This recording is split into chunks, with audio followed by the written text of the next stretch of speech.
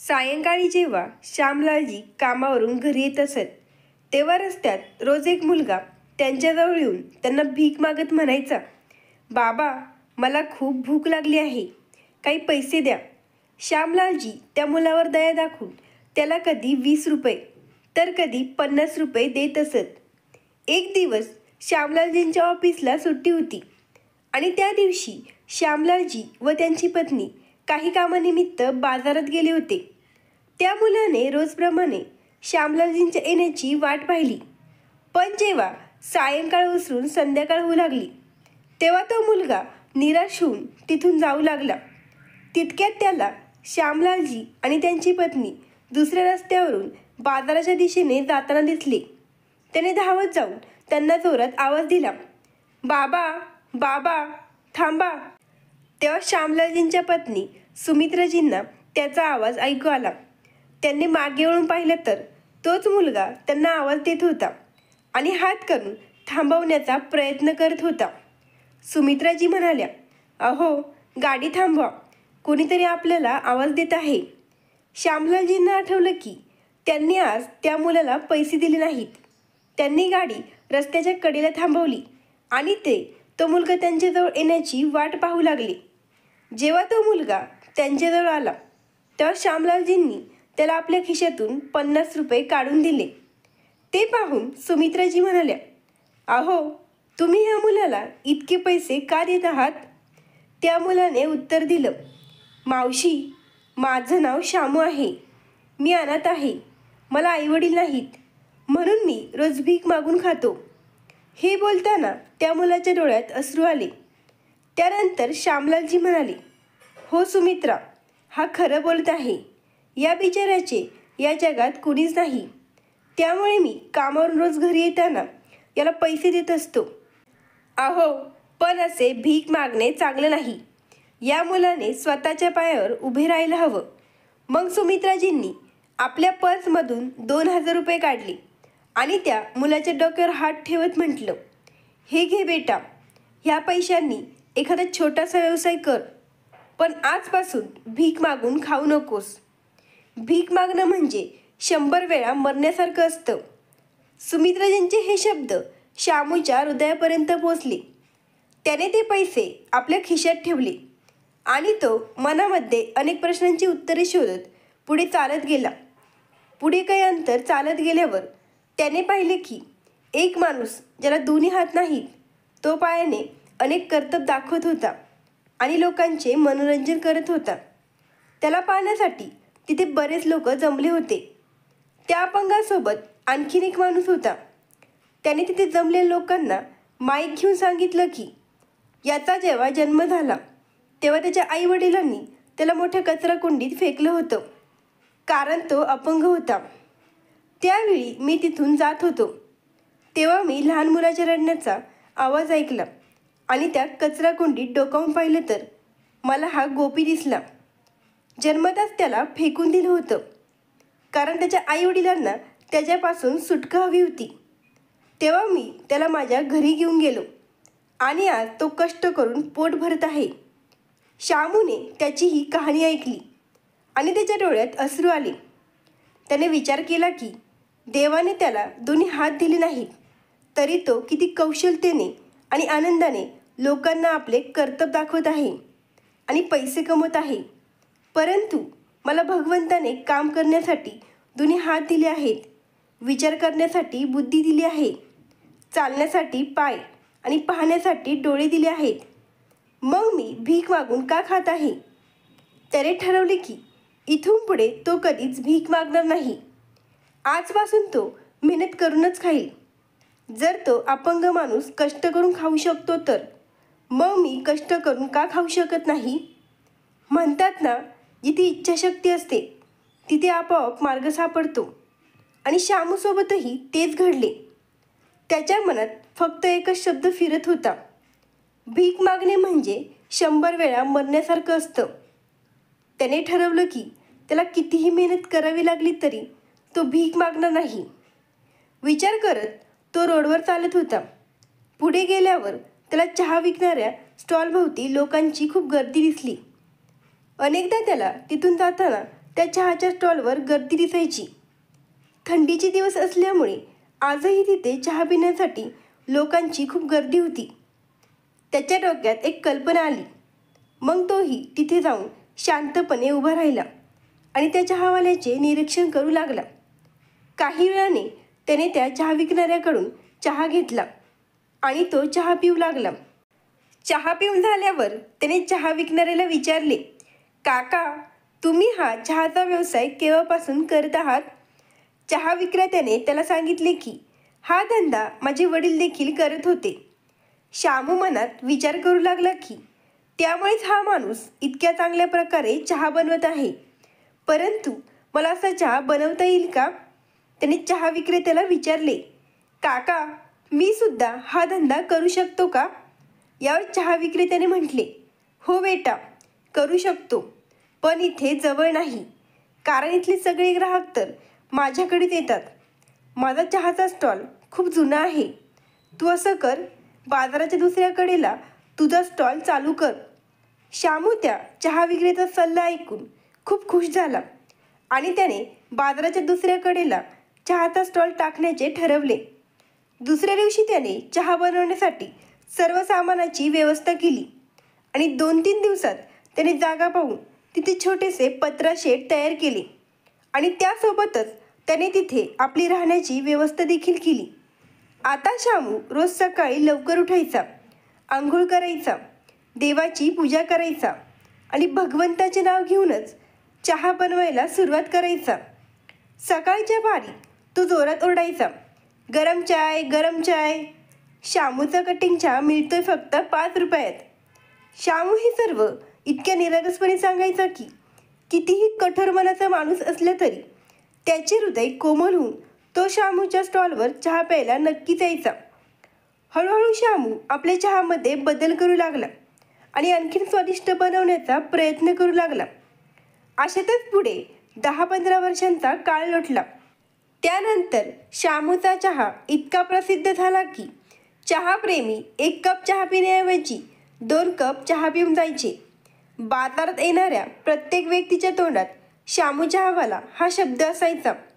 परंतु तिकडे त्या जुन्या चहावाल्याच्या धंद्यावर परिणाम होऊ लागला. आता त्याचे वय देखील झाले होते. त्या चहावाल्याने विचार केला की एकदा श्यामूचा चहा पिऊन पाहू. तो असा कसला चहा बनवतो की त्याचा चहा लोकांना इतका आवडू लागला आहे. जेव्हा तो चहावाला श्यामूच्या स्टॉलवर आला तेव्हा श्यामूने त्याला मोठ्या आदराने त्याच्या दुकानात बसून चहा दिला. चहा पिल्यानंतर तो चहावाला श्यामूला पैसे देऊ लागला. तेव्हा श्यामूने पैसे घेण्यास स्पष्ट नकार दिला आणि म्हटले, काका, मी हे काम तुमच्याकडूनच शिकले आहे, म्हणून तुम्ही माझे गुरु आहात आणि गुरुकडून शिष्याने पैसे घेणे हे योग्य नाही. चहा विकणाऱ्याने विचार केला की श्यामूला आपण आपली समस्या सांगून पाहू. कदाचित तो त्याचे चहाचे दुकान दुसऱ्या ठिकाणी लावेल आणि माझे ग्राहक पुन्हा परत येतील. पण श्यामूच्या निरागस चेहऱ्याकडे पाहून त्याचे हृदय त्याला काही सांगण्याची परवानगी देत नव्हते. श्यामूने चहा विकणाऱ्याचा उदास चेहरा पाहिला आणि विचारले, काका, तुम्ही इतके उदास का दिसत आहात? त्या चहा विक्रेत्याने सांगितले, बेटा, मी माझी समस्या कोणत्या तोंडाने सांगू ते मला समजत नाही. जर मी तुला माझी समस्या सांगितली तर तुझं मन दुखावलं जाईल.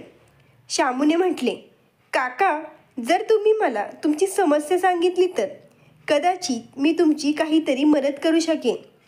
त्यावर चहा विक्रेत्याने सांगितले, बेटा, ज्या दिवसापासून तुझं दुकान सुरू झालं आहे तेव्हापासून माझ्या दुकानावर ग्राहकांची संख्या दिवसेंदिवस कमी होत चालली आहे. आता माझं वय झाले आहे आणि मला दुसरे काही काम येत नाही. माझं घर देखील इथेच जवळ आहे, म्हणून मला माझं चहाचे दुकान बंद करायचं नाही. जेव्हा तू 15 वर्षांपूर्वी माझ्याकडे आला होता तेव्हा मी विचार केला की तुझं दुकान जास्त दिवस चालणार नाही, म्हणून मी तुला बाजाराच्या दुसऱ्या बाजूला दुकान लावण्याचा सल्ला दिला. पण मला काय माहीत होतं की उलटं होईल. असे म्हणत त्या चहावाल्याने डोक्याला हात लावला आणि तो उदास होऊन खाली बसला.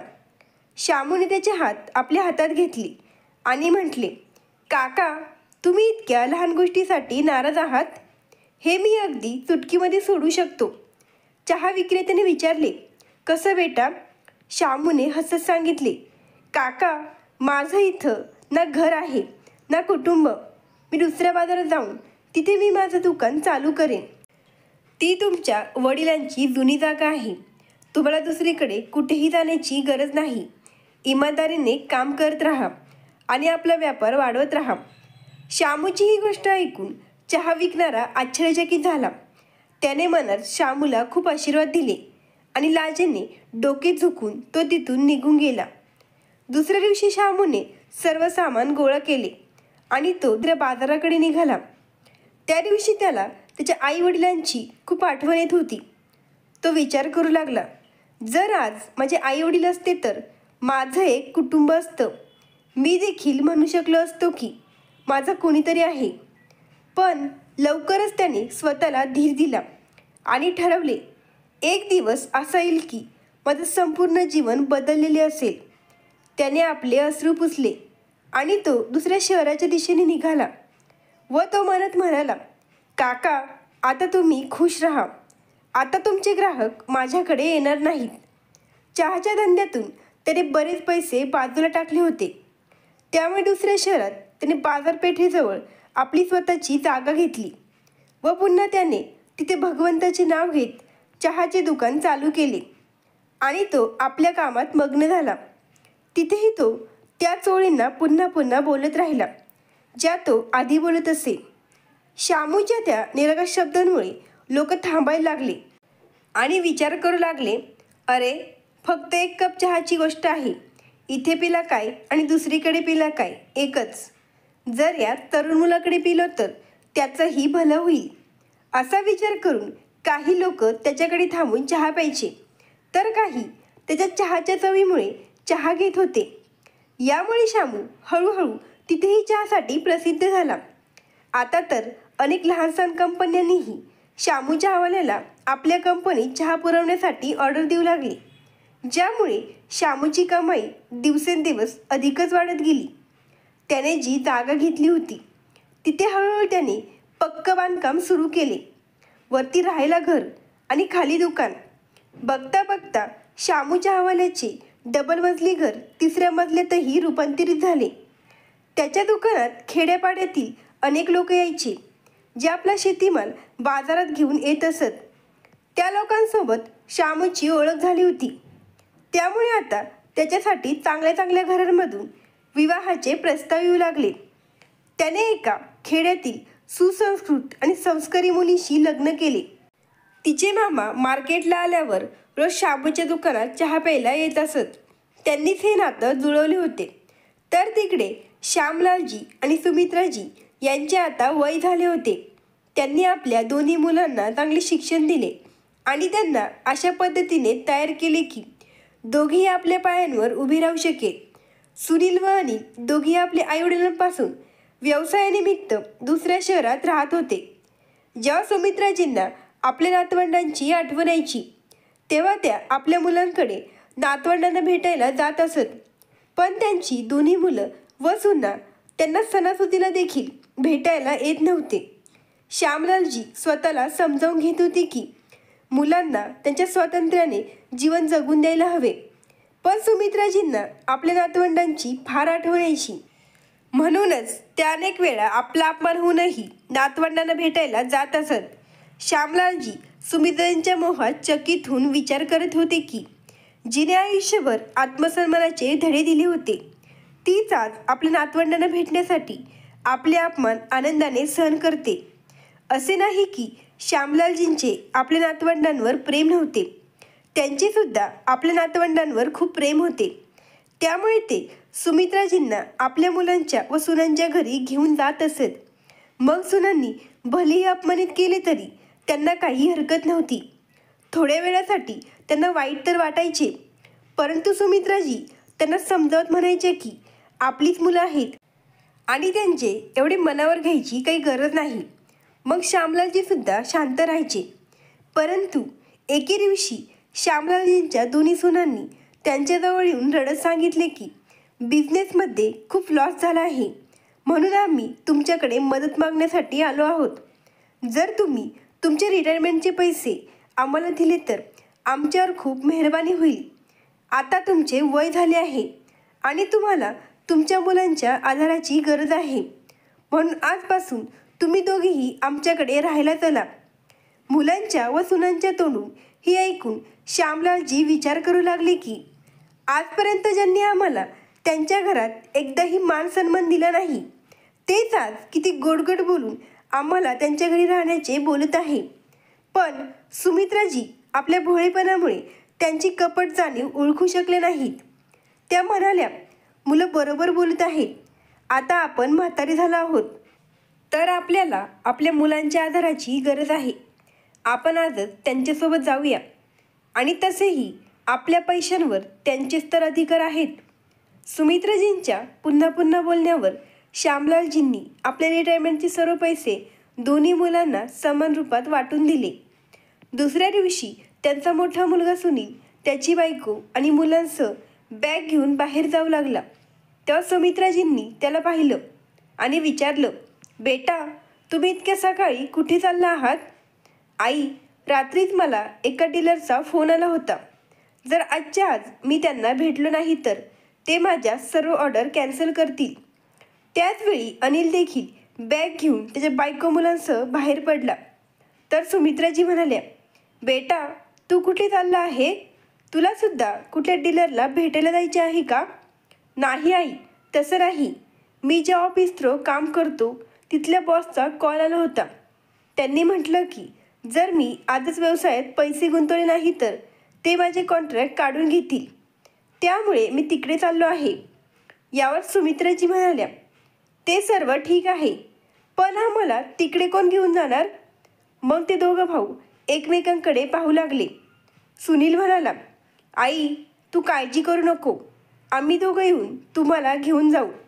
बाकी लोकांसारखे तुम्ही इथे भाड्याने थोडी राहत आहात, त्यामुळे तू टेन्शन घेऊ नकोस. निवांत राहा. आमच्या दोघांमध्ये ज्याला वेळ भेटेल तो येऊन तुम्हाला घेऊन जाईल. तोपर्यंत तू तुझ्या सर्व मैत्रिणींची भेट घे आणि बाबांचे व तुझे सामान पॅक करून ठेव, जेणेकरून आपल्याला पुन्हा पुन्हा या शहरात यावे लागणार नाही. असं म्हणत त्या सर्वांनी सुमित्राजींच्या पायाला स्पर्श करून त्यांचा आशीर्वाद घेतला आणि ते सर्व घराबाहेर पडले. सुमित्राजी विचार करू लागल्या, माझी दोन्ही मुलं किती समजदार झाले आहे. काही वेळाने श्यामलालजी जेव्हा उठले तेव्हा त्यांना संपूर्ण घर शांत आणि सुनसान दिसत होतं. त्यांनी सुमित्राजींना आवाज दिला, सुमित्रा, आज घरात काय झालंय? मुले कुठे आहेत? सुमित्राजी भाऊ खून म्हणाल्या, आपली दोन्ही मुलं त्यांच्या कामानिमित्त दुसऱ्या शहरात गेले आहेत आणि ते लवकरच आपल्याला त्यांच्यासोबत राहण्यासाठी तिकडे घेऊन जाणार आहेत. बघा, आपले मुलं किती समजदार झाले आहेत. सुमित्राजींचे निस्वार्थ प्रेमाने भरलेले बोलणे ऐकून श्यामलालच्या डोळ्यात अश्रू आले. त्यांनी विचार केला, माझी बायको किती भोळी आहे. तिला आपल्या मुलांचे लालच आणि स्वार्थ काय आहे हे काहीच समजत नाही. पण त्यांना आपल्या पत्नीला आपल्या मुलांचं सत्य सांगून दुःखी करायचं नव्हतं.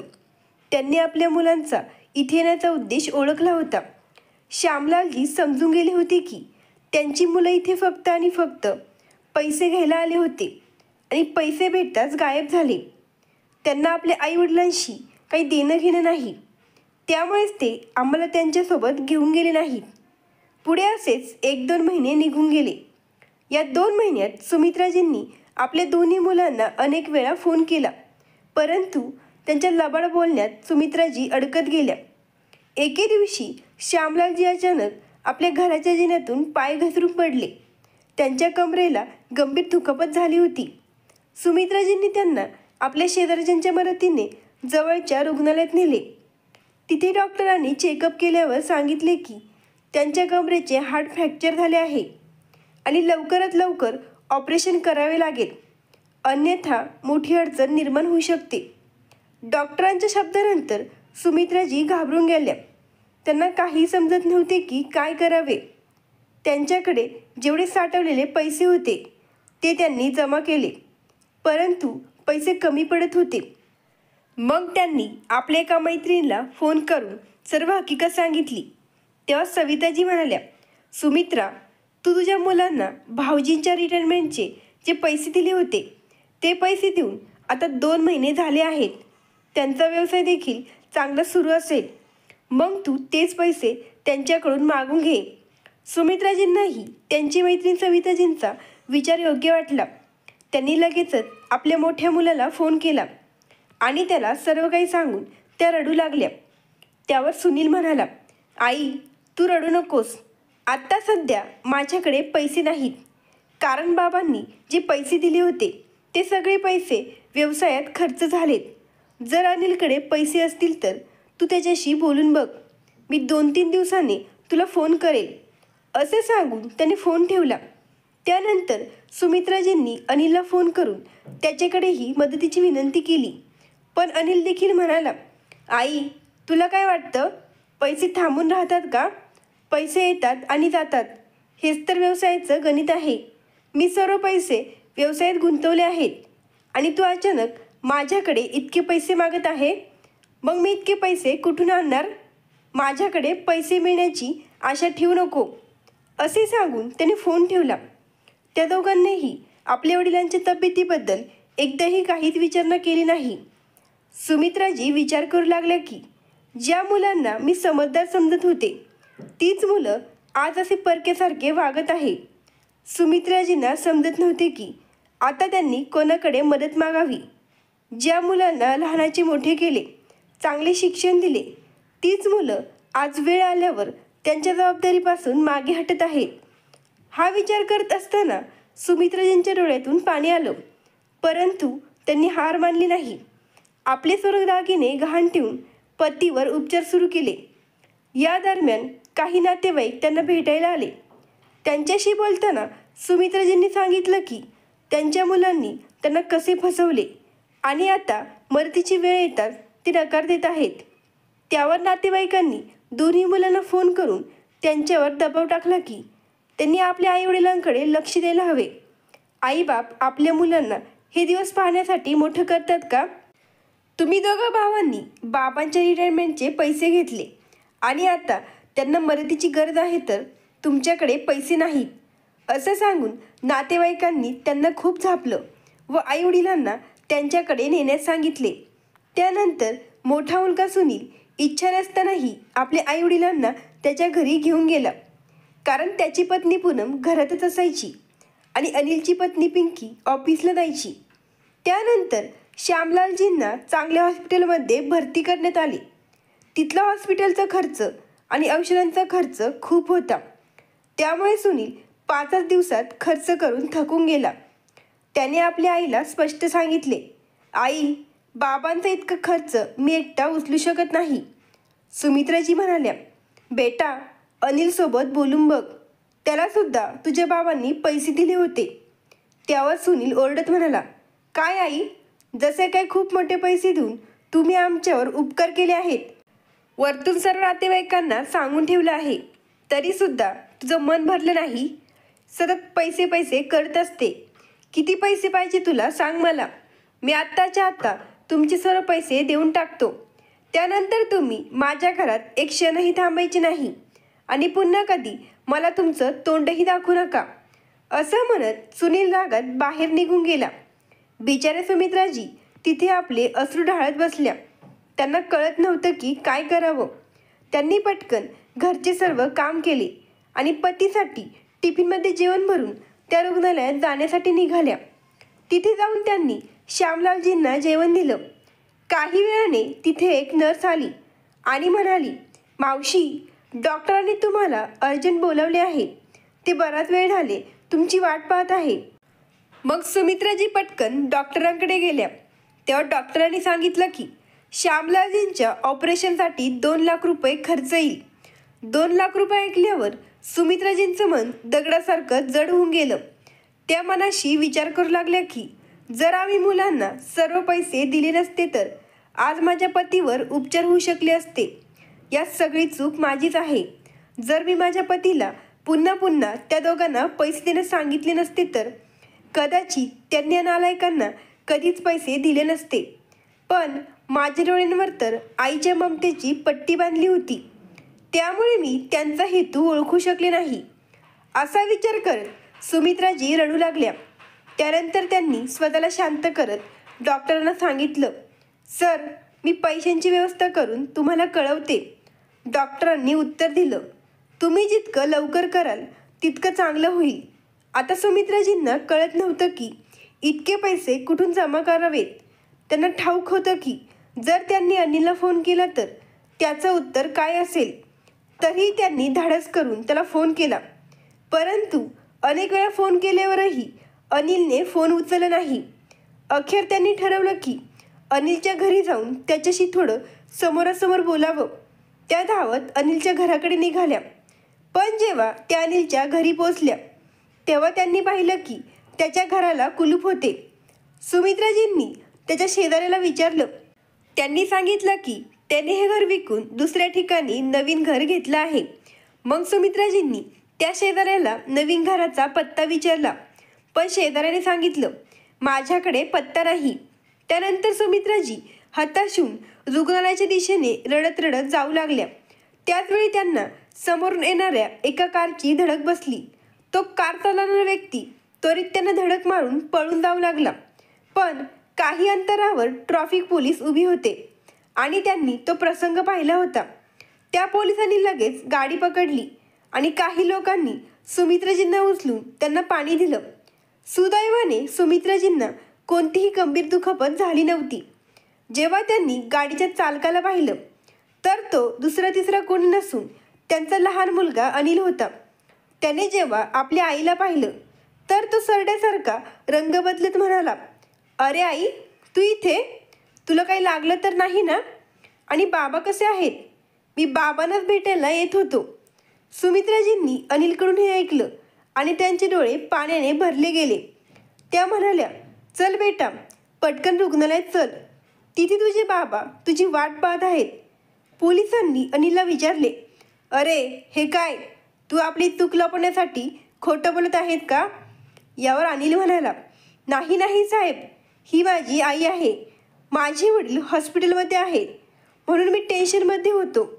त्यामुळे चुकून माझ्या आईला धडक लागली. पोलिसांनी विचारले, अच्छा, तर तू कार चालत होता आणि तुझी आई रस्त्यावरून पायी चालत होती. अरे, तू आम्हाला वेडा समजतोस का? चल, तुला पोलीस स्टेशनची हवा खायला देतो. तर दुसरा साहेब म्हणाला, हा आपल्याला वेळेत काढायला निघाला आहे. याच्यावर हिट अँड रनची केस टाकून द्या, म्हणजे 5 वर्ष जेलमध्ये आरामात खडी फोडत बसेल. सुमित्राजींना आपल्या पतीकडे जायचं होतं म्हणून त्यांनी म्हटलं, नाही साहेब, मी इथे माझ्या पतीसाठी मंदिरात प्रार्थना करायला आले होते आणि माझा मुलगा रुग्णालयात त्याच्या वडिलांकडे चालला होता. त्यामुळे हा एक छोटा अपघात झाला. असे सांगत सुमित्राजींनी आपल्या हातापायावर झालेल्या लहान जखमांकडे दुर्लक्ष केलं आणि त्या पटकन अनिलच्या कारमध्ये बसून रुग्णालयाच्या दिशेने निघाल्या. त्यावेळी पोलिसांनी अनिलला कठोर सूचना दिल्या की जर तू तुझ्या आई वडिलांना त्रास दिला तर तुला नक्कीच जेलची हवा खावी लागेल. अनिल आपल्या आईला धडक मारल्यामुळे आणि पोलिसांच्या नजरेमुळे घाबरला होता म्हणून तो गप्प राहून सुमित्राजींना रुग्णालयात घेऊन गेला. तिथे गेल्यावर त्याने पाहिले की श्यामलालजींना ऑपरेशन थिएटरमध्ये नेले गेले होते. सुमित्राजींनी काउंटरवर जाऊन विचारले की त्यांची फी कोणी भरली. तेव्हा त्यांना तिथे सांगण्यात आले की श्यामू नावाच्या एका व्यक्तीने त्यांची फी भरली आहे आणि त्या औषधांसाठी 10,000 रुपये अतिरिक्त भरून निघून गेले, जेणेकरून तुम्हाला नंतर अडचण येऊ नये. त्यांनी तुमची खूप वाट पाहिली पण तुम्ही आला नाहीत म्हणून ते निघून गेले. सुमित्राजी विचार करत राहिल्या की हा श्यामू कोण, ज्याने अनोळखी लोकांसाठी इतकी फी भरली. मी कोणत्याही श्यामू नावाच्या व्यक्तीला ओळखत नाही, त्या विचार करत होत्या. मग त्यांनी अनिलला श्यामूबद्दल विचारलं पण त्यानेही नकार दिला. थोड्या वेळानंतर श्यामलालजींना ऑपरेशन थिएटरमधून बाहेर आणले गेले. अनिल आपल्या वडिलांना भेटला आणि आपल्या आईला घराचा पत्ता देऊन तिथून निघून गेला. मग काही दिवसानंतर श्यामलालजींना हॉस्पिटलमधून डिस्चार्ज देण्यात आला. तर सुमित्राजींनी आपल्या लहान मुलाला फोन केला. त्याने सांगितले, आम्ही दोघेही आमच्या ड्युटीवर आलोय, तुम्ही ऑटो करून आलात तरी चालेल. सुमित्राजींनी त्याचे घर देखील पाहिले नव्हते. तरीही त्यांनी ऑटोवाल्याला पत्ता सांगितला. मग तो ऑटोवाला त्यांना त्या पत्त्यावर घेऊन गेला. आता दोन्ही पती पत्नी आपल्या मुलाच्या घराच्या बाहेर भिकाऱ्यासारखे उपाशी तापाशी बसले होते. जेव्हा त्यांची सून पिंकी संध्याकाळी घरी आली तेव्हा तिने त्या दोघांना घराच्या बाहेर बसलेले पाहिले तर तिला त्यांचा खूप राग आला. तिने पटकन घराचे कुलूप उघडले आणि त्यांना आत येण्याची अनुमती दिली. आत येतात पिंकी त्यांच्यावर ओरडली, तुम्ही लोक इथे का आलात? तुम्हाला माहीत नाही का की घरात दिवसभर कोणीच नसतं? मुलं शाळेतून आल्यावर ट्युशनला जातात. जर त्यांनी तुम्हाला अशा अवस्थेत पाहिले असते तर त्यांनी काय विचार केला असता की त्यांच्या घराबाहेर हे कोण भिकारी बसले आहेत? आम्ही एकतर किती पॉश एरियामध्ये राहतो. आज तुमच्यामुळे आमची सर्व इज्जत गेली असती. ओरडून पिंकी सुमित्राजींना सांगू लागली, चला आता पटकन कामाला लागा. मी तर दिवसभर काम करून थकले आहे आणि तुम्ही त्या रुग्णालयात मस्त खुर्चीवर बसून आराम केला. बिचारा सुमित्राजींनी रुग्णालयात एकही दिवस नीट जेवणही केले नव्हते आणि एकही रात्र त्या नीट झोपल्या नव्हत्या. तरी पतीसाठी त्या शांततेत कोणत्याही वादावादीशिवाय कामाला लागल्या. आता सुमित्राजी अनिलच्या घरातील सर्व काम करत होत्या आणि त्याच बदल्यात रोज आपल्या सुनेकडून अपमानित होत होत्या. एके रात्री श्यामलालजी पाणी प्यायला उठले तेव्हा त्यांनी आपल्या मुलाच्या खोलीतील लाईट चालू पाहिली. जेव्हा ते खोलीच्या जवळ गेले तेव्हा त्यांना मुलाचा आणि सुनेचा आवाज ऐकू आला. त्यांची सून अनिलला सांगत होती, अनिल, मी म्हणते या म्हातारीला आपल्या रस्त्यातून दूर करायला हवं, नाहीतर हे आपल्या डोक्यावर बसतील. यावर अनिल उत्तरला, पण यार, आईच्या अपघातानंतर पोलिसांनी मला ठाम सूचना दिली आहे की मी यांचा व्यवस्थित सांभाळ करावा. जर त्यांना काही झालं तर सर्वात आधी पोलिसांचा संशय माझ्याकडेच वळेल. त्यावर पिंकी म्हणाली, अरे माझ्या भोळ्या पतिदेव, मी त्याची ही व्यवस्था केली आहे. तू चिंता करू नकोस, तुझ्यावर काही येणार नाही. एखाद्या दिवशी चांगल्या संधीचा उपयोग करून त्यांना असे मरण देईल की या कानाचे त्या कानालाही कळणार नाही. सुनेचे हे बोलणे ऐकून श्यामलालजींच्या डोळ्यात अश्रू आले आणि ते परत आपल्या खोलीत गेले. काही वेळ विचार करत त्यांनी सुमित्राजींना उठून सर्व गोष्ट सांगितली आणि विचारले, तुझा ॲक्सिडेंट कधी आणि कोणत्या व्यक्तीने केला होता? सुमित्राजींनी त्यांना त्या दिवशीची सर्व गोष्ट सांगितली की कसे त्यांना अनिलने आपल्या कारने धडक दिली होती. श्यामलालजींना समजले की अनिल त्यांना कुठल्या परिस्थितीत ठेवून आहे, अन्यथा तो त्यांना आपल्याजवळ ठेवण्याचा विचारही करणार नाही. अपमान सहन करणे आणि निशब्द मरण येणे यापेक्षा हे चांगले आहे की आपण रात्रीत कुठेतरी निघून जाऊ. ते दोघे अश्रुपुरीत डोळ्यांनी गप्प बसून तिथून निघून गेले. चालत चालत सकाळ होऊन गेली. मग ते एका चहाच्या टपरीवर थांबून दोघे चहा पिऊ लागले. त्यानंतर ते त्यांच्या घरी जाण्यासाठी बस स्टॉपकडे निघाले तेव्हा अचानक त्याच मार्गावर शामुऱ्याच्या कारने जात होता, जो एकेकाळी श्यामलालजींकडून भीक मागून खायचा. पण आज तो 3 मजली घराचा मालक झाला होता. त्याने आपली कार थांबवली आणि श्यामलालजी व सुमित्राजींना नीट पाहून विचार केला की ही तेच आहेत ज्यांच्यामुळे आज मी इथे पोहोचलो आहे. तो लगेच गाडीतून खाली उतरला आणि त्यांना जोरात हाक मारत म्हणाला, बाबा, बाबा. श्यामलालजींना वाटले की कदाचित त्यांचा मुलगा त्यांना हाक मारत आहे. त्यांनी मागे वळून पाहिले तर एक माणूस त्यांच्याकडे धावत येत होता. तो जवळ आल्यानंतर श्यामलालजी त्याला ओळखू शकले नाहीत. ते त्याला म्हणाले, माफ कर बेटा, मी तुला ओळखले नाही. त्यावेळी श्यामू म्हणाला, बाबा, मी तुमचा श्यामू आहे. तुम्ही मला ओळखले नाही का? आणि मावशी, तुम्हाला आठवते का, तुम्ही मला 2000 रुपये दिले होते आणि त्या पैशातून तुम्ही मला स्वतःचे काहीतरी करण्याचा सल्ला दिला होता. आज तुमच्या आशीर्वादाने मी एक सक्षम व्यक्ती बनू शकलो. चला आपल्या घरी चला. तुमचा श्यामू तुम्हाला आपली मेहनतीची कमाई खाऊ घालेल. त्यात भिकेचा 1 रुपया देखील नाही. तुम्ही दिलेल्या 2000 रुपयांपासून सुरू केलेल्या व्यवसायाने तुमचा श्यामू आज या शिखरापर्यंत पोहोचला आहे. तुमच्या 2000 रुपयांचे व्याज म्हणूनच आता तुमच्या वृद्धावस्थेत तुम्हाला मदत होईल. ते ऐकून श्यामलालजी आणि सुमित्राजींच्या डोळ्यात अश्रू आले आणि ते दोघे शामूच्या घराकडे निघाले. तिथे जाऊन पाहिले तर शामूचे 3 मजली इमारत एका बंगल्यापेक्षाही सुंदर दिसत होते. श्यामलालजी आणि सुमित्राजी त्याच्या प्रगतीवर खूप आनंदी झाले. त्याचवेळी शामूने त्यांना सांगितलं की त्याने त्यांच्यासाठी रुग्णालयात ऑपरेशनची फी भरली होती, कारण तो त्यावेळी आपल्या पत्नीसोबत पत्नीच्या एका नातेवाईकाला भेटायला गेला होता. त्यावेळी मला कळले की पैशांमुळे तुमचे उपचार व ऑपरेशन थांबले आहे. डॉक्टर माझ्या ओळखीचे असल्यामुळे मी त्वरित बिल भरून ऑपरेशन करायला सांगितले. त्यानंतर मी बराच वेळ थांबून तिथे मावशींची वाट पाहिली, पण त्या आल्याच नाहीत. महत्त्वाच्या कामामुळे मला दुसऱ्या शहरात 2 दिवसांसाठी जावं लागलं, परंतु त्या दिवशी माझी पत्नी तिथेच होती.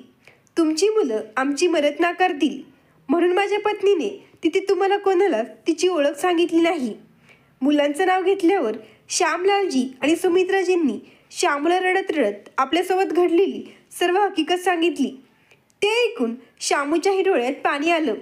तो श्यामलालजींना म्हणाला, काही हरकत नाही, तुम्ही माझ्याकडेच राहा.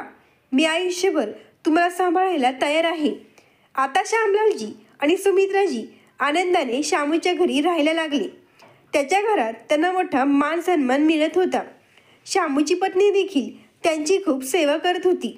ज्या मुलाला त्यांनी 2,000 रुपयांची मदत केली होती, तो मुलगा पुढे जाऊन त्यांची अशा प्रकारे मदत करेल याचा त्यांनी कधी विचारही केला नव्हता. काही दिवसांनी श्यामलालजी आणि सुमित्राजींच्या कानावर आले की त्यांच्या मोठ्या मुलाला कर्करोग झाला होता आणि तो आता पलंगावर पडून होता. तर त्यांचा लहान मुलगा अनिलचा व्यवसाय घाट्यात गेला. त्यामुळे तो आता पूर्णपणे नशेत बुडाला होता, ज्यामुळे त्याची पत्नी आणि मुलं त्याला सोडून निघून गेले होते.